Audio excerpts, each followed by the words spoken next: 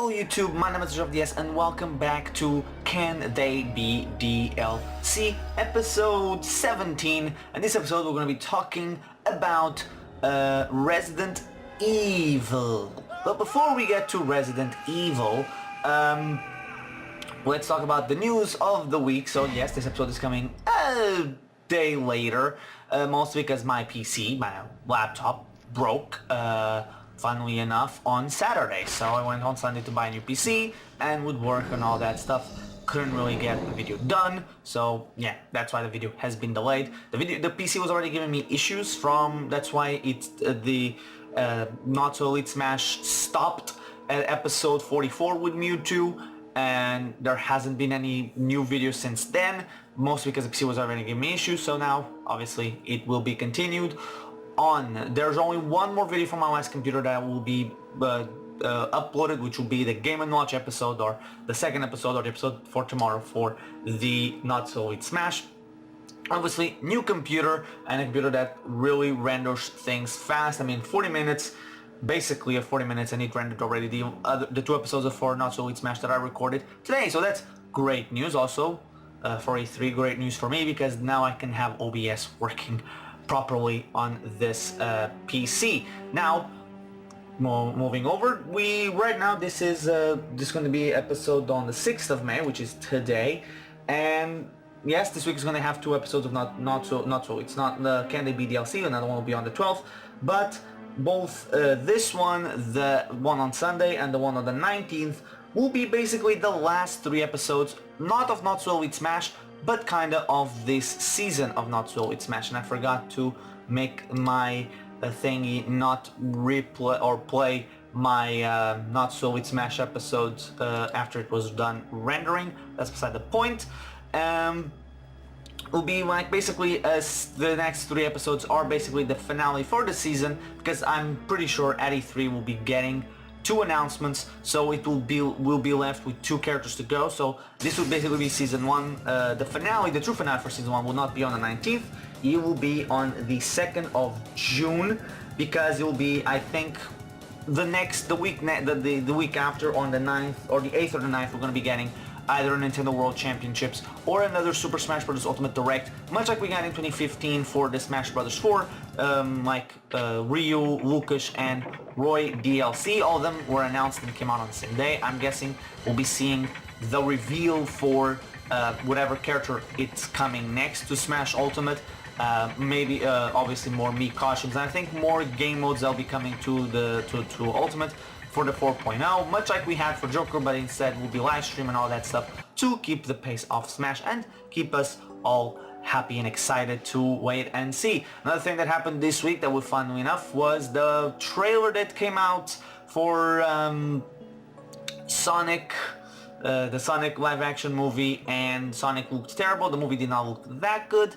Hopefully the new redesign, here's the thing, I hope that they confirm they're redesigning the Sonic for that movie. I'm just gonna say this, I hope that they either hire more people or delay the movie a couple months to get the character properly animated, and they don't just give a bunch of people like a shit and a crunch time, which would be not so good. And I guess that's it. And I found it funny, some of the reactions that I saw from some news journalists, two in particular, Brian Altano from IGN, with the comment about like, now it matters what people are saying when, well, I this was supposed to have no audio, but it was like, now it matters what people were saying because of Sekiro, I don't know how you say it, because reviewers and critics were saying it, or some reviewers and critics were saying that the game needed an easy mode, and that people were saying like what the people wanted, what the creators wanted should stand, and they wanted the game to be hard. And obviously people or some reviewers were utilizing disabled people as an excuse of like, oh, you should make it more accessible to these people, that's why I need an easy mode, despite the fact that disabled people can play games normally. Just don't use, like, there's a guy that plays for, I forget which game it is, but there's a disabled dude that plays a competitive fighting game. There was that video of an ex-Marine, I think, that played Apex Legends without an arm. He played with his foot, and it's like the guy's better than me, and I have both of my arms are functional. You can see I have both of them, and I probably could never play as well as this guy did. I would never win a match I never won a match in Fortnite, and I probably wouldn't do it either in Apex. So, you know, this one dude that was disabled did it, so I don't think that's a good excuse. And Jason Schreiber, that like a lot of people are saying, a guy that does so good for gaming and does so good for gaming journalism, kind of proves sometimes that he's just that, a journalist, a journalist from the 21st century that's just looking for something to always create clicks, because he was talking about like how does it matter now, the creative, like people wanting it changes, but when critics bring up diversity in games, it's met poorly by fans. To that, I'll always say this: people won't care if you have a black character, a gay character, female character in any game. People will care if you make a big deal out of it. If Nintendo came out with, I'm a big fan of the idea of playing a Zelda game where you play with Zelda. I'm much more of that, in favor of that than a female Link, but Nintendo came out and said like, we're doing female Link, I'll be against it, because you have a perfectly fine Zelda right there, and, you know, just looking like you could do a bunch of games with Zelda, even in the timeline of the games, and be like, well, you couldn't really do a Zelda game reversing the roles if they don't wanna, because it's already attached the spirit of the hero to be Link, and the Triforce of Courage to be Link, a dude, and then Zelda, the bloodline of the goddess, being the descendants of the goddess, the reincarnation of the goddess to be a woman. Makes sense, they're reincarnations of the same people. So it's the same people being reborn. They might be different each time, but they're still the same person. So it doesn't make much sense to reborn them as Zelda as a dude and Link as a girl. But like, you can do a bunch of stories with Zelda in the universe of Zelda with a female character. Like, you could do the 7 years that were missing in Ocarina of Time with Sheik. You could do a game about the pirate life for Tetra in Wind Waker. So, you know, there's a lot of possibilities. You don't need to make a female lead character, but if you make a big deal out, like, oh, if it's like, here's a female lead, and people are like, okay, yeah, that's fine. But if you make a big deal out of it, like, I'm turning myself off from this, because like, it's clearly, it's either not going to be good, or it's going to be, either the game won't be good, or the game will be hampered by how much they need to make the female character good. Like, look at the differences between Wonder Woman and Captain Marvel. Wonder Woman is a great movie because Wonder Woman is just a character. It's just, she's a character that was written well and well acted, that just happened to be female. While Captain Marvel, I feel like at some points they needed to make her feel like she was an important character and that girls can do it. And in the end, it ended up being kind of a boring movie that I feel like, had it been in any other time period in the MCU, people would have not cared about it. But still, that's getting way off topic.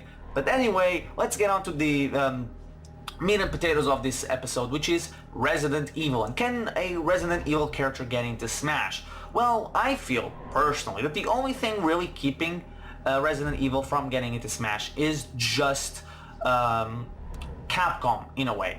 Or actually, it's not Capcom. Actually, it is Capcom, but not Capcom not wanting the character in. I feel that what's stopping Resident Evil from getting into Smash Bros. And why, although I think it's possible and there's nothing really barring the entry for a Resident Evil character, is the fact that it's a Capcom franchise. And what does Capcom also have in their lineup? Monster Hunter. And Monster Hunter, I'll say this, I'll be shocked if by the end of this year we don't have the announcement of a Monster Hunter game coming to Switch, because it just feels dumb to me. It's a very bad business decision not to make, even if it's a port of Monster Hunter 4 HD. Monster Hunter 4, basically Japan only, with 2 versions, sold 8 million. Now sure, it was 2 different versions of the same game, but at the same time you can argue that the legs of the first one were cut by the second one. But like, Monster Hunter 4 did 4 million, even if we just count the first version. 4 million in Japan on the 3DS. Super Smash Bros. Ultimate and Splatoon have surpassed 3 million just in Japan. But that's not just it. Monster Hunter 4 came out in a time where The West still wasn't too keen on Monster Hunter. Monster Hunter 4, for example, Ultimate, in the West did about 1 million, but that came with the special edition 3DS. That's also the launch of the new 3DS. So people were buying it for the special edition, also the new system, trying to figure, like, it was one of the games marketed with it, trying to see it, how it played. So you had that. But it still did 1 million. But the more important thing is Monster Hunter World happened. The West is more open to the idea of Monster Hunter, and now we have the Switch version of Monster Hunter Double Cross, Generations Ultimate, I think, selling over 1 million in the West, despite the fact that it was non-advertised. It was a late port of an HD remake, of an HD port of an expansion of an old game, so that was a lot. So if it wasn't for Monster Hunter, if Capcom and if Resident Evil and Monster Hunter were from two different franchises, or two different companies, I should say, not franchises, they're obviously different franchises, they were from different companies, I would say Resident Evil has a high likelihood to come to the Switch, or to come to Ultimate. Resident Evil, what is it?